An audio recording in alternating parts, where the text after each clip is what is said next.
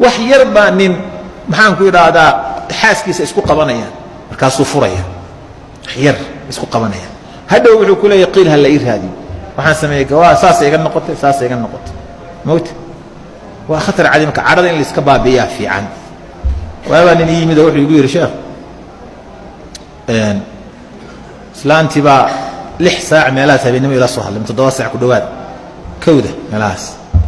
islaantii baa ay haysato ifur bay leedahay caaw loo kala seexan maayo markaasa waana careysantoo cirkaas ay maraysaa xaaladdu meel adag bay joogtaa kaas waxaan ku yiri islaantaadu hingaada ma taqaana carabiga la qoro markaas uu maleyn ma inay aad u taqaano kanda warqado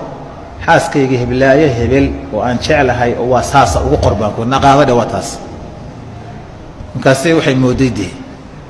inuu u qoray markaas wuxuu yiri waxay joojisay buuqi iyo qayladii hadalka dhan way joojisay markay joojisay waxay bilowday ana waa iska seexday waxay bilowday buu yiri inay boorsadii mariyaha ku urursato waag intaan la gaarin hadda markii suuxii salaadii subax waa iska aaday buu yiri barqadii ilaa 3 saac baan guriga ku soo noqday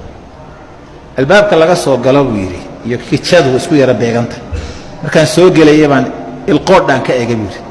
yiri gees baan u eegay idinku dhahdaan miya ilqoodhan ka eegay buu yiri kaasaan ka eegay mise waa dhool cadeynaysaa buu anna waxaan u jeeday man iska dhigayaa qolkan galay mise meeshii xala dagaal ka jiray quraac baba diyaarsan saak isku daboolan quraacdii baan iska cunay buu yiri hadhow way soo gashay markaasay igu tii war ma quraacatay ha markaasay qoslaysaa markaa maxaad la qoslaysaa ku yiri xal waxa sameysay ogtahay waad khiyaantay gabadhan ka adeeganay saakay baan warqada akhri dhahayo furiin ma qornay tii micnaheedu dumarka maskax baa lagu maamulaa reer xamarku waxay dhahaan naag miskiin waaye ninkii dhaqi waaya ka miskiinsan bay dhaheen waa maamaha weyn moogta maamaha weyn naag miskiin waaye bay dhaheen ninkii dhaqi waaya ka miskiinsan waa maamaha aad u weyn cajiib marka qadabka iyo cadhadu waa arrin u baahan qofku inuu wax badan ku xalliyo khitaam waxaan ku khatimaynaa nin sheekho daaciya ayaa islaantiisii la guursaday meesha la joogana meelaha qaar baan laga aqoon guurka islaamaha labadii waxa markaas wuxuu yiri dhowr habeen baa hurdadii iga tagtay oo jiifiyo joogba waa la ii diiday habeenkii dambe fikiray waa nin sheekh daaci oo kutubta akhriyo oo jaamicaadka wax ka dhigo nin sheekh habeenkii waan fikiray waa heede soo nabigu ma dhihin bi sallallahu alayhi wasallam marka la adimo shaydaanku isagoo dabada neef ka socoto buu ka carraa masaajidka war ma ku adintid ma nisribi islaanta ma ku adintid daaradii guriga u soo baxnay nabal daarada ina keen baa iri waa habeen bar wiiri habeen bar de marka la guursado Soomaaliya qof dabciisu bukooda moogta waa la isgalaan galaya nin walba soo xamaartaba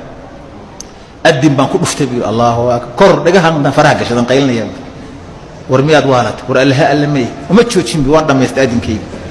وتتوسع من دارنا كده حديمة يا بالقولي